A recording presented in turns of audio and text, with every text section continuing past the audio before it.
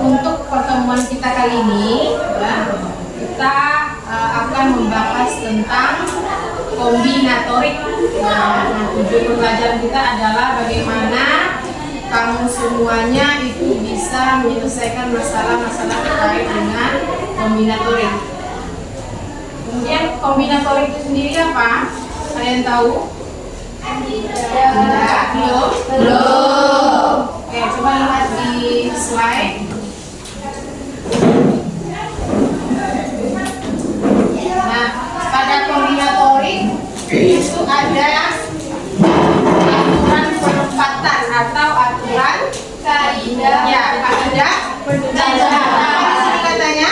Sebuah cara matematika yang membahas cara menghitung banyaknya kejadian atau susunan objek tanpa merinci semua kemungkinan yang ada.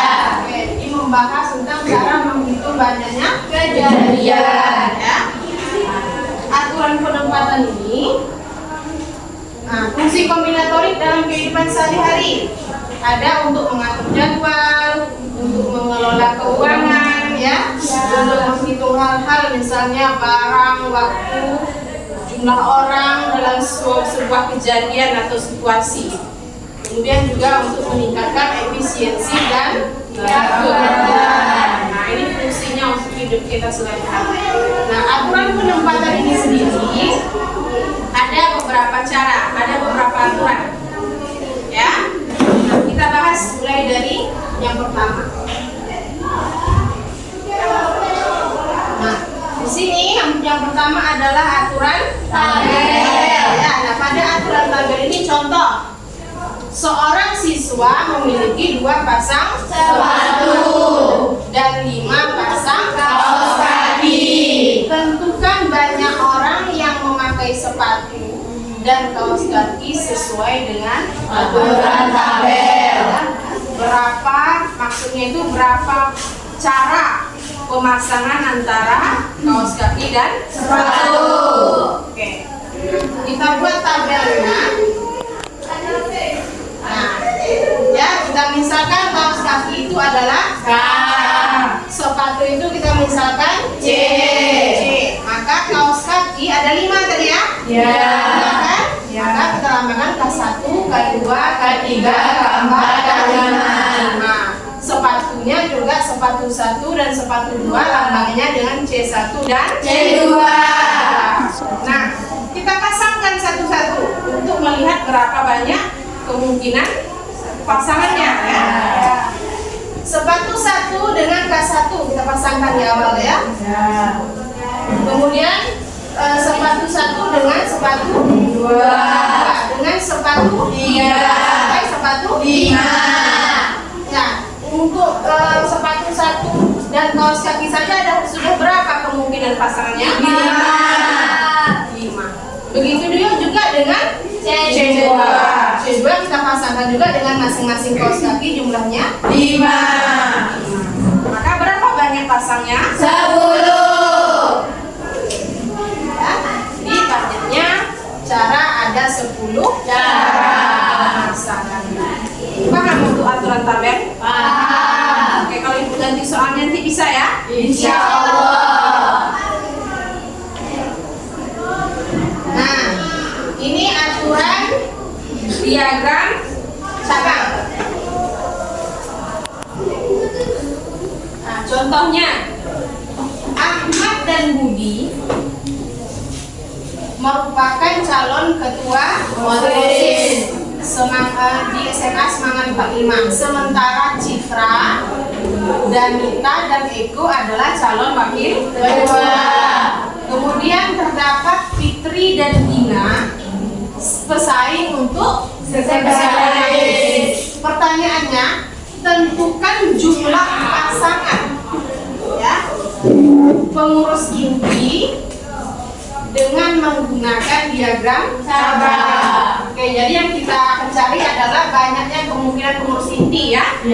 Nah, tadi calon ketuanya ada Ahmad Dhani dan Budi, kita lambangkan Ahmad A, Budi itu B.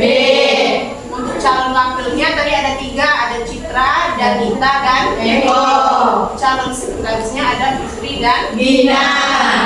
Nah, kemudian kita akan buat diagram cabangnya ini. Ya, diagram cabang atau bisa juga diagram pohon namanya. Oke? Nah, kita lihat di sini. Tadi calon ketua adalah A dan D. Kemudian wakil ketuanya C. Maka tentu ketua yang A ini bisa dipasangkan dengan C, wakilnya bisa dengan D, bisa juga kemungkinan dengan E. Begitu juga si Budi juga punya kemungkinan yang sama. Ya. Nah, kemudian setelah ketua, wakil, ada lagi satu lagi sekretaris. Nah, nih sekretarisnya adalah Fitri dan Gina. Nah, jadi pasangan pertama ketuanya si Ahmad, wakilnya Citra, sekretarisnya Fitri dan Gina, atau bisa juga dengan Gina. Kemudian kemungkinan kedua ketuanya Ahmad, wakilnya Danita, sekretarisnya bisa Fitri, bisa Gina. Begitu juga yang lain. B-nya ya, B-nya ya. Punya kemungkinan yang sama. Nah, setelah ini dari sini ada berapa banyak cara untuk menentukan pasangannya?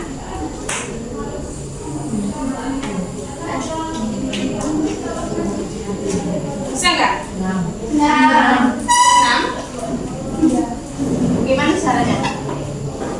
Ingat ya, pasangannya itu ada satu ketua, satu wakil, dan satu sekretaris. Nah, itu satu hitungannya.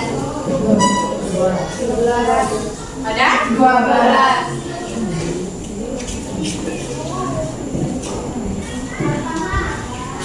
Maka kemungkinan pertama adalah ACF, kemudian ACD, ya kan? Ya. Kemudian yang ini ADR, nah, itu seterusnya sampai sini. Ya.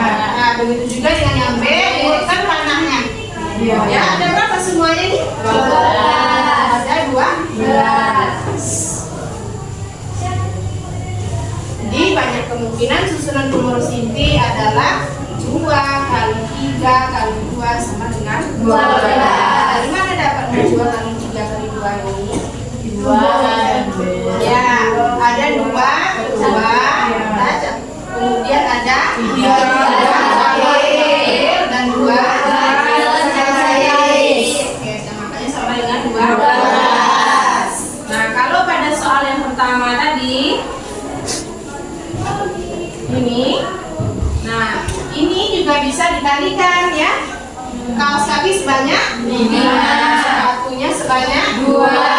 Maka dapat 10 cara ini bisa dengan 2 dikali 5.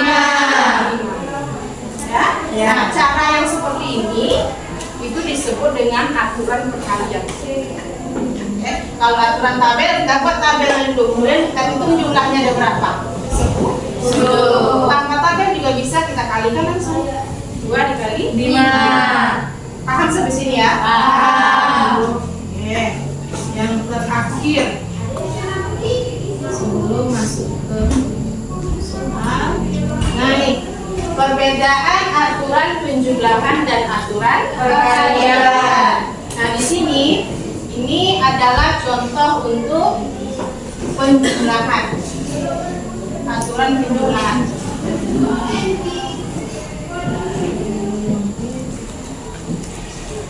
Misalnya kita punya 3 pilihan buku dan 4 pilihan film. Ya, buku akan kita baca, film akan kita tonton. Maka banyaknya cara kemungkinan untuk membaca dan menonton adalah 3 ditambah 4. Ya, jadi bukan 3 dikali 4. Karena ini kita akan membaca dan menonton. Artinya kegiatan 2 itu kan tidak akan dilakukan secara bersamaan, sehingga dia dijumlahkan. Misalnya menonton dulu atau membaca dulu, baru kemudian membaca atau menonton. Nah, bedanya dengan aturan perkalian, ini aturan perkalian.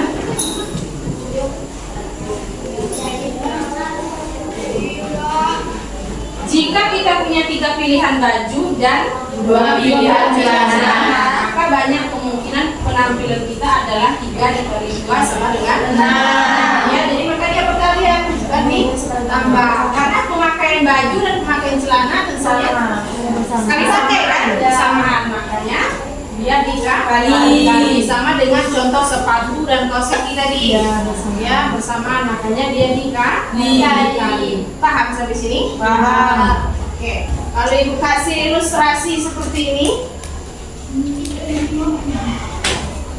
bisa ya? Nah, bisa? Bisa ya? Bisa. Soalnya ini dikerjakan mandiri ya? Ya Bu. Ya, kerjakan itu pelatihannya.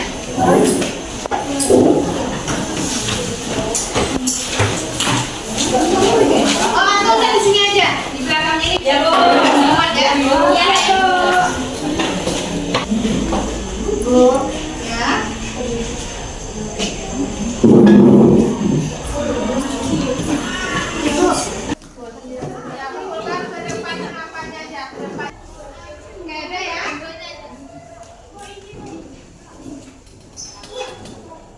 Oke, berarti hari ini nihil ya, tidak ada yang absen. Oke, nah di sini Ibu minta kalian berdiri dulu semuanya. Ibu mau memeriksa kesiapan kita untuk belajar. Silakan berdiri di tempat duduknya masing-masing. Oke, yang laki-laki bajunya belum dimasukkan, silakan dimasukkan. Sudah? Sudah rapi semua? Oke, siap untuk belajar? Perasaannya hari ini bagaimana? Bahagia, hebat, senang. Mudah-mudahan kita siap untuk memulai pembelajaran hari ini. Nah, yang Ibu tampilkan ini adalah materi yang akan kita pelajari. Nah, sebelum itu Ibu mau memberikan asesmen diagnostik atau asesmen awal ya. Nah, asesmen awal ini ada 2 soal, kalian kerjakan, Ibu kasih waktu 3-5 menit. Ini gunanya untuk mengetahui kompetensi awal kalian dan untuk menjadi acuan dalam pembentukan kelompok nanti. Oke? Oke, udah? Sudah? Sudah, Bu. Oke, silakan dikumpulkan. Oke, terima kasih. Nah, setelah asesmen diagnostik, nah kita ice breaking sejenak ya. Silakan semuanya berdiri. Sekali lagi. Ice breaking penjumlahan matematika. 1 ditambah 1 sama dengan 2. 2 ditambah 2 sama dengan 4. 4 ditambah 4 sama dengan 8. 8 ditambah 8 sama dengan 16. Oke.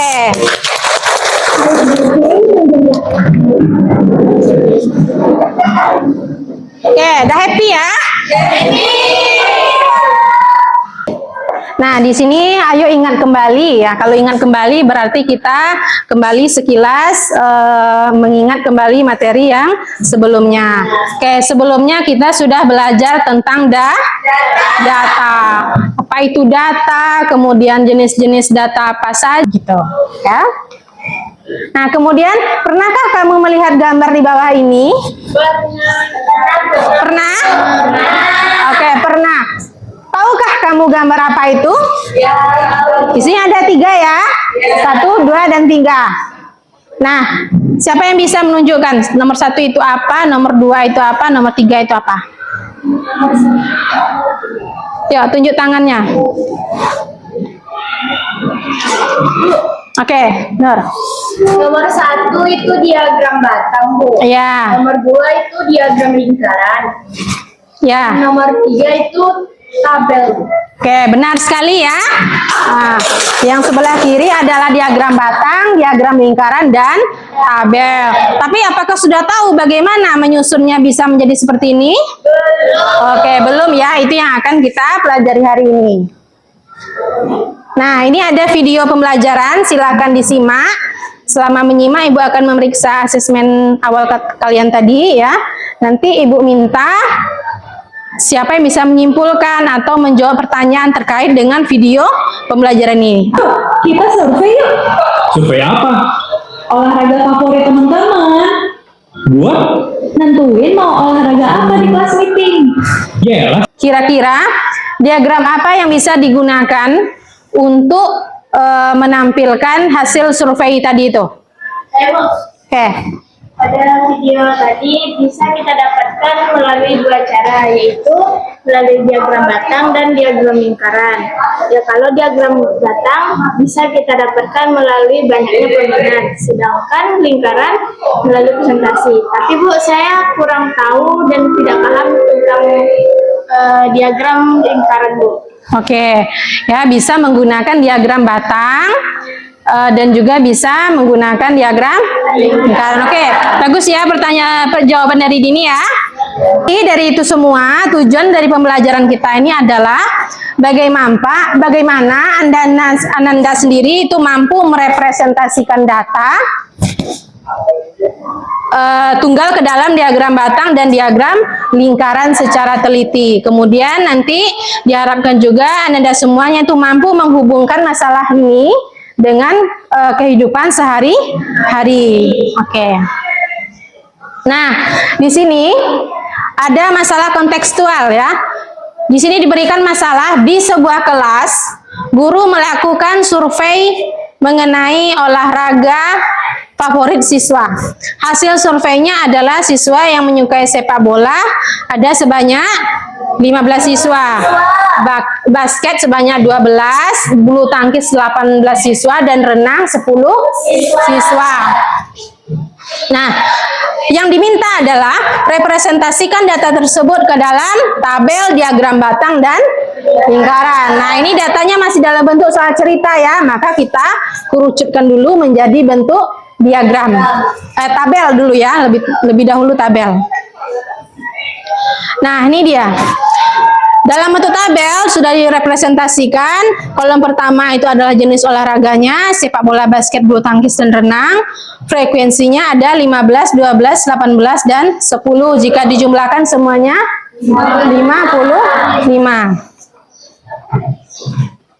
Frekuensi ini adalah banyaknya data ya. Dalam masalah kita ini banyak datanya adalah jumlah siswa. Jadi jumlah siswa peminat dari olahraga ini.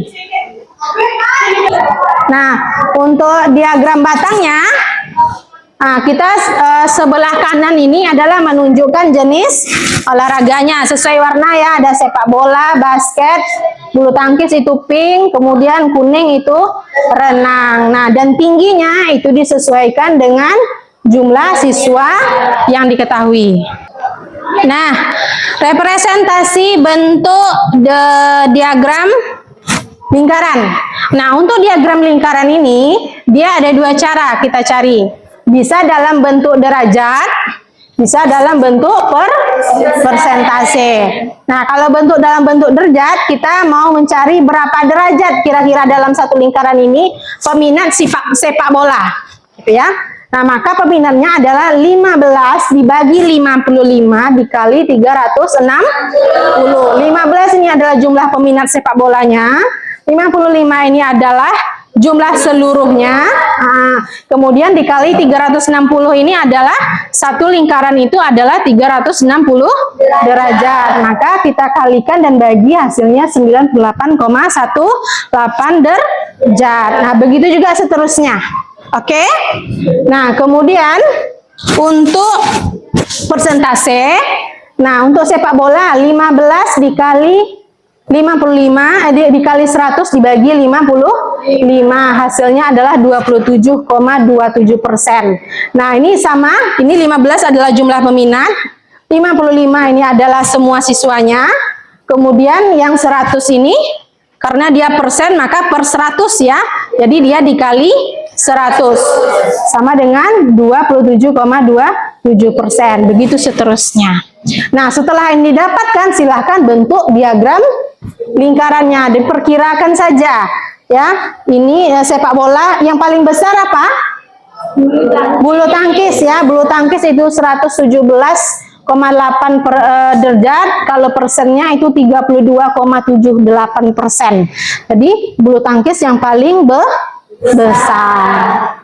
Oke, sampai di sini paham? Oke, insya Allah paham ya. Nah, ayo kerjakan LKPD. Nah, di sini Ibu akan membagikan LKPD. Silakan dilihat itu LKPD-nya. Jadi LKPD ini di sini di bagian depan ya ada nama kelompok dan anggota kelompok. Nah, nama kelompok itu silahkan beri nama khusus ya. Tema kita adalah nama bunga. Silahkan pilih nama bunga apa saja, misalnya mawar, misalnya gitu ya. Kelompok ini misalnya mawar. Silahkan tulis sendiri nama kelompoknya dan nama anggota kelompok. Nah, pada lembar kedua ini ada dimensi profil lulusan. Nah, dimensi profil lulusan ini adalah bagaimana kalian dapat menyelesaikan materi ini. Yang diharapkan dalam prosesnya ada di sini ada 4, ada penalaran kritis, kreativitas, kolaborasi, dan komunikasi. Silahkan kalian kerjakan secara bersama ya. Nanti kalau ada yang kendala atau yang kurang dipahami, silahkan tanya dengan Ibu.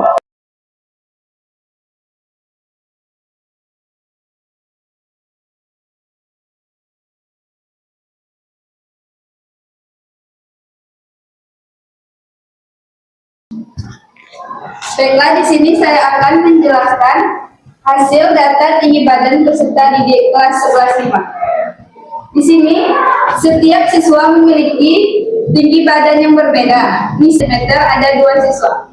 Jadi, semua jumlah siswa adalah 25 orang. Baiklah, di sini ada yang belum paham atau ada yang ingin bertanya? Oke, silakan. Siapa yang bertanya? Adeline. Saya perwakilan dari kelompok mawar ingin bisakah penjelasan yang Jadi kita jumlahkan ini semuanya. Oke, sama dengan langsung aja di sini. Sama dengan 7 ditambah 2 ditambah 3 ditambah 2, hasilnya sama dengan 14 orang. Oke, jadi yang ditanya adalah yang lebih dari 156 setingginya ya, berarti 157 sampai 160. Cukup. Oke, kasih aplaus untuk kelompok Mohon. Oke, perhatikan soal yang pertama. Ini ada 4 soal. Kira-kira siapa yang bisa menjawabnya? Coba lihat datanya, silakan jawab. Yang bisa menjawab silakan klik mana jawabannya. Di sini ada pilihannya A, B, C, D. Silakan klik mana yang jawabannya dirasa benar. Oke, Safa silakan. kalau salah nggak apa-apa kan, Bu? Oke, nggak apa-apa. Menurut siapa yang biru, Bu? A. Oke, kita periksa. Oke, benar ya.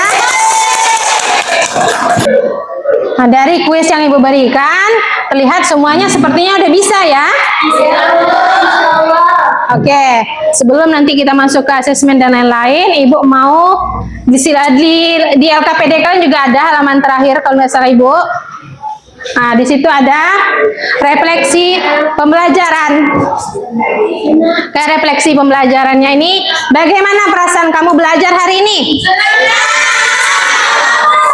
Oke, nah silakan dicontreng di situ mana kira-kira yang emotikonnya menggambarkan suasana hati kalian. Silakan dicontreng di LKPD-nya. Sebelum masuk ke asesmen formatif, Ibu minta kita menyimpulkan pembelajaran terlebih dahulu ya. Nah, dari pembelajaran kita dari awal sampai saat ini, kira-kira apa yang bisa kalian tarik dari pembahasan kita? Saya, Bu. Oke, silakan. kita bisa mengetahui cara membuat diagram batang dan diagram lingkaran, Bu. Oke, kalau sebelumnya hanya melihat saja, melihat bentuk jadi, sekarang sudah bisa membuat bagaimana dari awal membuat diagram batang dan diagram lingkaran. Dan kita juga bisa dari masalah-masalah kehidupan kita sehari-hari di lingkungan sekolah, ternyata banyak data, kemudian yang data tersebut bisa kita sajikan dalam bentuk diagram dan diagram lingkaran dan diagram batang. Oke, itu kesimpulan pembelajaran kita hari ini. Silahkan di slide itu ada asesmen formatif. Ya, asesmen ini ada 2 soal, disediakan data, kemudian ada 2 diminta untuk diagram batang dan diagram lingkaran. Nah, silahkan dikerjakan. Ini secara individu ya, Nak ya.